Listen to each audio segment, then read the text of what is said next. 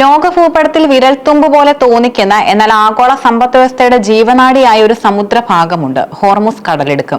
Persian ഗൾഫിനെയും Oman ഉൾക്കടലിനെയും ബന്ധിപ്പിക്കുന്ന ഈ ഇടുങ്ങിയ പാതയിലൂടെയാണ് ലോകത്തിലെ അസംസ്കൃത എണ്ണയുടെ മൂന്നിലൊന്നും കടന്നു പോകുന്നത്.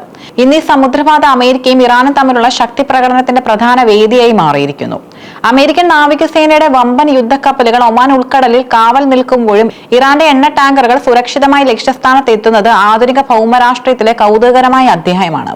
ഹോർമുസ് കടലിടുക്കിന്റെ ഭൂമിശാസ്ത്രപരമായ പ്രത്യേകതയാണ് ഇറാന്റെ ഏറ്റവും വലിയ ആയുധം. ഏറ്റവും കുറഞ്ഞ വീതിയുള്ള ഭാഗത്ത് വെറും 21 നോട്ടിക്കൽ മൈൽ മാത്രമാണ് ഈ കടലിടുക്കിന്റെ വീതി.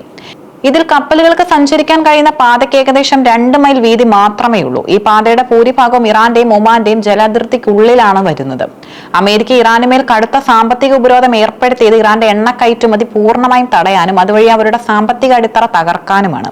എന്നാൽ ഉപരോധം പ്രഖ്യാപിക്കപ്പെട്ടതിനു ശേഷവും ഇറാന്റെ എണ്ണ ടാങ്കറുകൾ ഏഷ്യൻ രാജ്യങ്ങളിലേക്ക്, പ്രത്യേകിച്ചും ഇന്ത്യയിലേക്കും ചൈനയിലേക്കും തടസ്സമില്ലാതെ പ്രവഹിക്കുന്നത് വാഷിംഗ്ടണിനെ അക്ഷരാർത്ഥത്തിൽ ഞെട്ടിപ്പിച്ചിരിക്കുകയാണ്.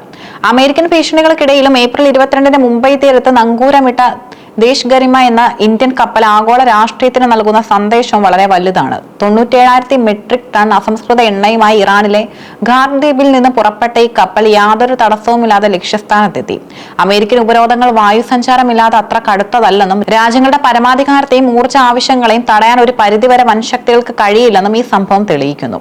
ഇന്ത്യയെ സംബന്ധിച്ചിടത്തോളം ഇറാൻ ഒരു തന്ത്രപ്രധാന പങ്കാളിയാണ്. ചബഹർ തുറമുഖം വഴിയുള്ള വ്യാപാരവും ഇറാന്റെ എണ്ണയും ഇന്ത്യയുടെ സാമ്പത്തിക താൽപര്യങ്ങൾക്ക് അത്യന്താപേക്ഷിതമാണ്. അതുകൊണ്ട് തന്നെ അമേരിക്കൻ സമ്മർദ്ദത്തിന് വഴങ്ങാതെ സ്വന്തം നാവികസേനയുടെ സുരക്ഷാ കവചം ഒരുക്കി കപ്പലുകൾ കൊണ്ടുവരുന്നത് ഇന്ത്യയുടെ നയതന്ത്ര വിജയമായും കണക്കാക്കാം.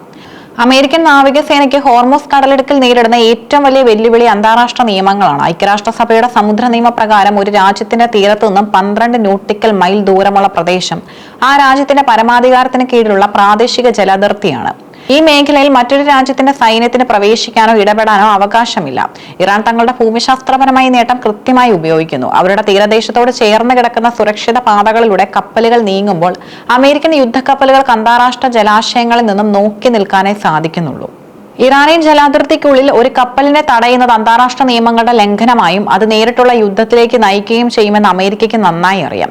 ഇന്ത്യൻ കപ്പലുകൾക്ക് സുരക്ഷിതമായി സഞ്ചരിക്കാൻ ഇറാൻ പ്രധാനമായും 2 വഴികളാണ് ഒരുക്കിയിരിക്കുന്നത്. പാകിസ്ഥാന്റെ മെക്രോൺ തീരത്തോട് ചേർന്ന അന്താരാഷ്ട്ര ജലാശയങ്ങളിൽ പ്രവേശിക്കാതെ തന്നെ കപ്പലുകൾക്ക് ഇന്ത്യൻ തീരത്തേക്ക് നീങ്ങാൻ സാധിക്കും. ഇത് അമേരിക്കയുടെ നാവികസേനയുടെ നിരീക്ഷണ വലയത്തിൽ നിന്നും രക്ഷപ്പെടാനും സഹായിക്കുന്നു. ചബഹർ തുറമുഖം വരെ ഇറാന്റെ ജലാതിർത്തിയിൽ തന്നെ കപ്പലുകൾ തുടരുന്നു. അവിടെ നിന്ന് നേരിട്ട് ഇന്ത്യൻ സമുദ്രമേഖലയിലേക്ക് പ്രവേശിക്കുന്നു. ഈ 2 വഴികളും അമേരിക്കയുടെ തന്ത്രപരമായ നീക്കങ്ങളെ പരാജയപ്പെടുത്താൻ പ്രാപ്തമാണ്.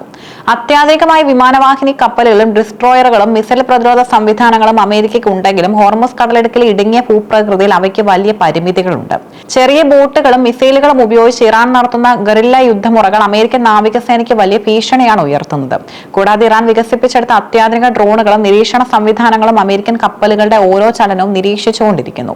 റിപ്പോർട്ടുകൾ പ്രകാരം ഏപ്രിൽ 13 ഉപരോധം കർശനമാക്കിയതിനു ശേഷം 30-ലധികം ടാങ്കറുകൾ യാതൊരു തടസ്സവുമില്ലാതെ കടലിടുക്ക് മുറിച്ചു കടന്നു. ഇതിൽ ഭൂരിഭാഗവും ഇറാനിയൻ എണ്ണയുമായി പോയവയാണ്. ഇത് സൂചിപ്പിക്കുന്നത് ഉപരോധങ്ങൾ പ്രായോഗിക തലത്തിൽ പരാജയപ്പെടുന്നു എന്നാണ്. അമേരിക്കൻ ഉപരോധം മൂലം ഇറാൻ എണ്ണ വിപണിയിൽ നിന്ന് പുറത്തായാൽ ആഗോള എണ്ണവില കുതിച്ചുയരുന്നത് ലോകരാജ്യങ്ങൾ ഭയപ്പെടുന്നു.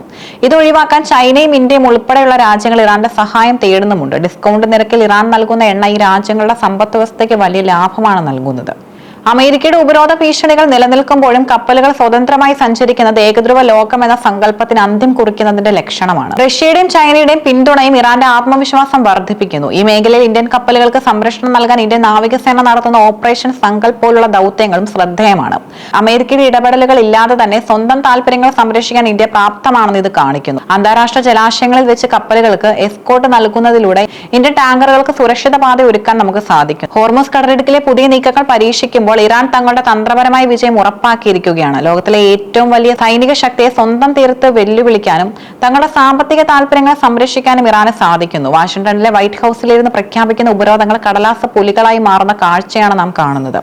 അത്യാധുനിക യുദ്ധക്കപ്പലുകളെക്കാൾ വലിയ ആയുധം രാജ്യത്തിന്റെ ഭൗമരാഷ്ട്രീയ സ്ഥാനവും അന്താരാഷ്ട്ര നിയമങ്ങളുടെ കൃത്യമായ ഉപയോഗമാണെന്ന് ഇറാൻ തെളിയിക്കുന്നു. ഖാർദ്വീപിൽ നിന്ന് മുംബൈയിലേക്കും മറ്റ് ഏഷ്യൻ തുറമുഖങ്ങളിലേക്കും ഒഴുകുന്ന ഓരോ എണ്ണത്തുള്ളിയും അമേരിക്കൻ ആധിപത്യത്തിന് നൽകുന്ന തിരിച്ചടിയാണ്.